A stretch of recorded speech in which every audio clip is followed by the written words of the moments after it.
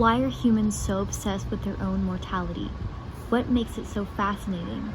Shouldn't humans fear death? The dead come from a world parallel to the living. Perhaps the living have a connection to the dead, and their interest in us is derived from this connection. The living also interpret death through a device called Memento mori. According to McKemwecker, Memento mori, Latin for remember that you must die, is a genre that draws upon the melancholy character of the biblical book of Ecclesiastes. Eat, drink, and be merry if you must, the objects suggest, because death is right around the corner. Memento mori paintings, drawings, and sculptures can range from blunt depictions of skulls, decaying food, and broken objects to subtler examples, like Frank. Frank, a haunting-looking bunny from Richard Kelly's film Donnie Darko, at surface value appears to help Donnie save the world, but, as Scott Myers explains, Frank dons several masks, shifting from one to the other in his many visitations to Donnie.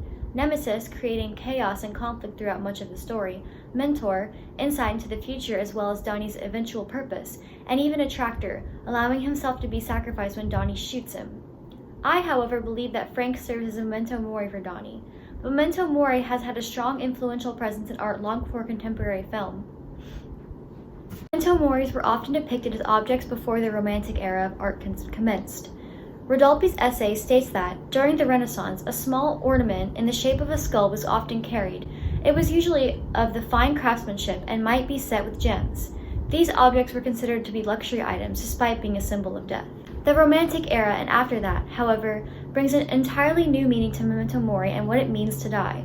Death now appears somewhat comical and even sometimes like in Andrew Baucklin's painting, Self-Portrait with Death Playing the Fiddle, as an old friend right behind your shoulder.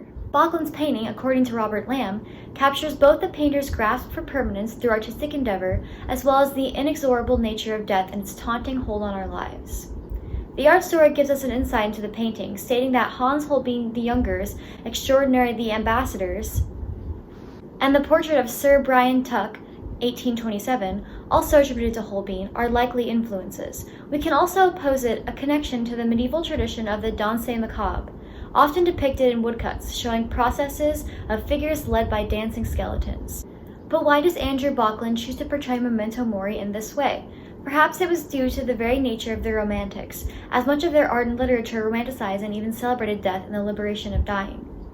Baucklin's memento mori appears to be rejoicing in this celebration, whimsically playing the fiddle behind the artist while also serving that constant reminder that everything comes to an end.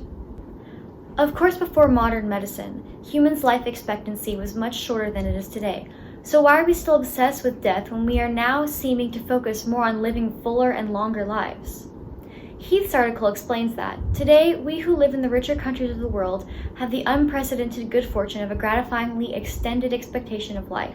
But, apparently, still dissatisfied with this, we seem to want to push it further and pretend that life can be indefinitely prolonged. This can perhaps justify Frank's role as a memento mori in Donnie Darko, despite the concept of remembering death being a somewhat outdated one. Frank, like Death Playing the Fiddle, is dead. He is a ghost that, as Trevor Taylor explains, is the manipulated dead, meaning Frank has the ability to present himself in his living form to Donnie and ultimately lead him to his death at the end of the film.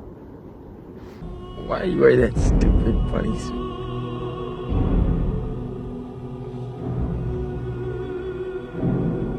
Why are you wearing that stupid man suit?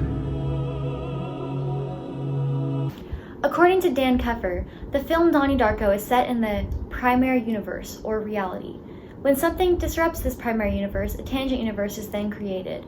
This parallel tangent universe is where Frank engenders from, and Frank, as aforementioned before, is a ghost. He serves Donnie as a memento mori throughout the film, his Halloween costume even resembling the skull of a rabbit.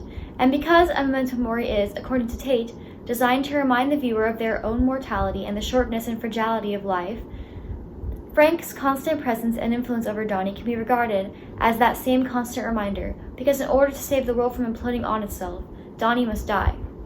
So why do the living need memento moris? Why do they need to be reminded to die?